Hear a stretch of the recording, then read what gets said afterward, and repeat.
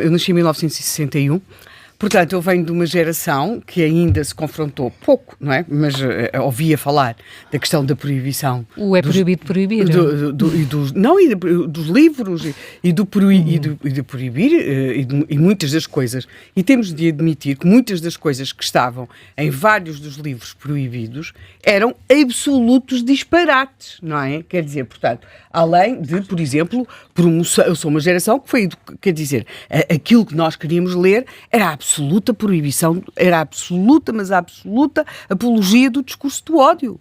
Era a morte à burguesia, era a morte aos capitalistas, era a morte a este, era a morte àquele. Nós passávamos a vida a ouvir dizer morte, morte, morte. Quer dizer, portanto, se não querem mais discurso de ódio do que isto, não me parece que haja. Portanto, e depois tínhamos, para nós era a proibição, era a absoluta tentação. Se era proibido, era para fazer. Absolutamente.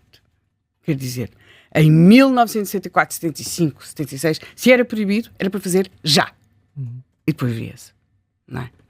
Portanto, agora é claro, os tempos mudam, as coisas também, e temos de perceber o que é que nos está a acontecer. Eu acho muito interessante, aliás, vamos ter aqui entre os nossos convidados alguém que nos poderá falar disso e até com mais propriedade do que eu, e que é a questão do que é que aquilo que as redes sociais podem estar a fazer ao cérebro das crianças e dos adolescentes. Aliás, é feito até um paralelismo com uma espécie de lobotomia digital, não é? Pronto, mas depois explicaremos isso um pouco melhor.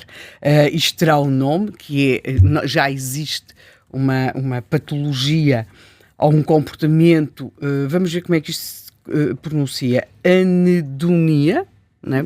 Anedonia, que é o desinteresse por atividades que se faziam e que depois se deixam fazer, e agora acrescentando-lhe o digital. Portanto, as redes sociais ou aquela espécie de scroll infinito em que eles estão constantemente estará a ter algumas consequências, mas vamos então para a parte da proibição. Como disseste, sim, começou.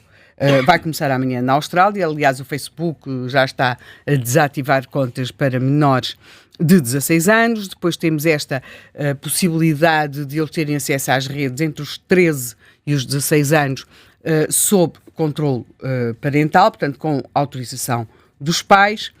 E temos depois já também no Parlamento Europeu também uma resolução, não é? Não é uma resolução, mas é uma aprovação de um princípio ou de um conceito de que de facto haverá que controlar o faroeste digital. Eu confesso que a linguagem do faroeste digital temos outra vez mais outro problema de geração, não é? O faroeste era tudo. Não é? Sobretudo o momento em que o cowboy partia sozinho com o cavalo, porque mesmo assim lhe parecia que havia demasiado controle por ali. Ora, aquilo que nós temos, e agora passando para aquilo que realmente me preocupa, é em que medida é que este surto proibicionista não é também uma forma de os adultos se desresponsabilizarem. Uma das coisas que me faz absoluta confusão, mas absoluta confusão, é ver, e isto aconteceu muito quando tivemos aqui a discussão sobre os telemóveis nas escolas, é que na prática os pais e as famílias e muitas vezes as sociedades estão a pedir às autoridades que façam aquilo que eles se demitiram de fazer, porque não conseguem impor autoridade e porque, na verdade, os mesmos pais e as mesmas famílias que acham maravilhoso não haja telemóvel nas escolas, não é? Depois chega-se aos restaurantes e estão as criancinhas todas com telemóvel, vamos a andar pela rua fora. Isso é das coisas que me faz mesmo mais confusão, que é estarem a levar as crianças, a passear as crianças, a andar com as crianças, e estão os pais, as crianças não tanto, não é? Mas estão os pais de olhinhos fixados ali no telemóvel. Portanto, nós muitas vezes queremos que sejam os Estados, os governos, ou as leis a impor aquilo que nós achamos que devíamos fazer, mas não fazemos. E, portanto, temos essa questão. Depois, há um outro lado que eu acho que é uma outra matéria e que é a questão do impacto biológico de passar horas a olhar para ecrãs em seres humanos que pela sua idade não têm o seu cérebro completamente formado e, portanto, haverá, e os estudos têm indicado para aí, que haverá um impacto biológico negativo, não é? Portanto, que biologicamente será negativo, portanto, não estamos a falar da mesma coisa de achar que há coisas às quais os jovens não devem ter acesso, ou simplesmente porque se considera que o seu conteúdo é inapropriado. Não, ou o seu uso será inapropriado. Não, podemos ter aqui, até determinadas idades, um problema para o desenvolvimento do cérebro. E isso é outra matéria. Depois temos uma outra questão e que é, vamos ver, e essa questão, eu duvido sempre imenso destas notícias que nos dizem adolescente processou governo, seja por razões ambientais, ou por outras quaisquer. Nós hoje já temos o Noah Jones, que tem 15 anos, e que está a processar o governo australiano por causa, ele tem 15, não é? Por causa das redes sociais terem sido proibidas para menores de 16. Quer dizer, a possibilidade, pronto.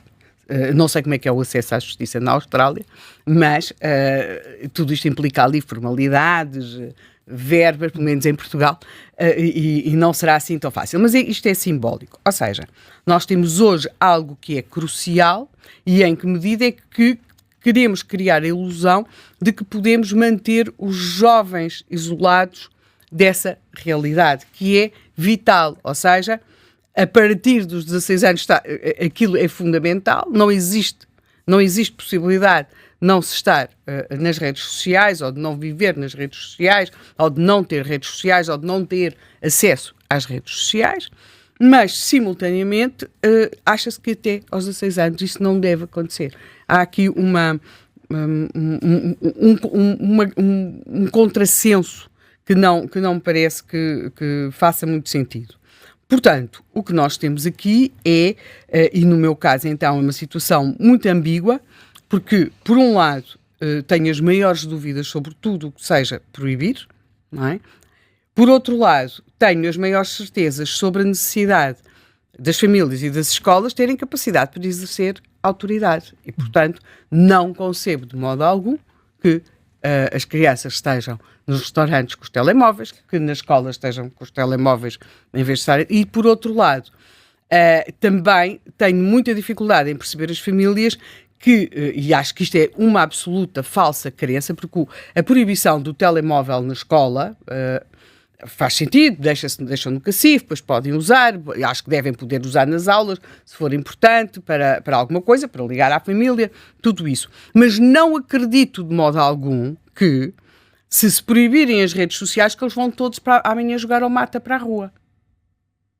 Não, ao mata, ou fazer ginástica, porque de facto, em países como Portugal, existe uma cultura dentro de casa que, se não for para estarem nas redes, que é realmente uma coisa um bocadinho triste, estarem ali a olhar para o TikTok, não sei quantos e tal, mas não vejo que no dia seguinte estejam todos a jogar na rua e a combinar passeios, porque nós temos de facto uma cultura de estar ali dentro de casa, de não, e muito...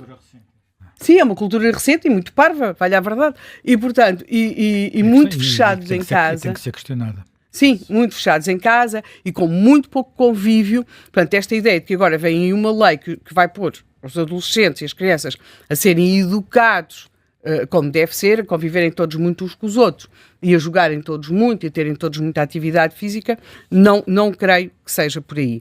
Como sempre, acho que temos de olhar para os dois lados e, sobretudo, também, e muito, para a questão do impacto no cérebro dos mais pequenos e dos adolescentes de tantas horas de exposição ao ecrã. Agora, as outras coisas, desculpem-me, o bullying não foi inventado pelas redes sociais, o acesso à pornografia não foi inventado pelas redes sociais, o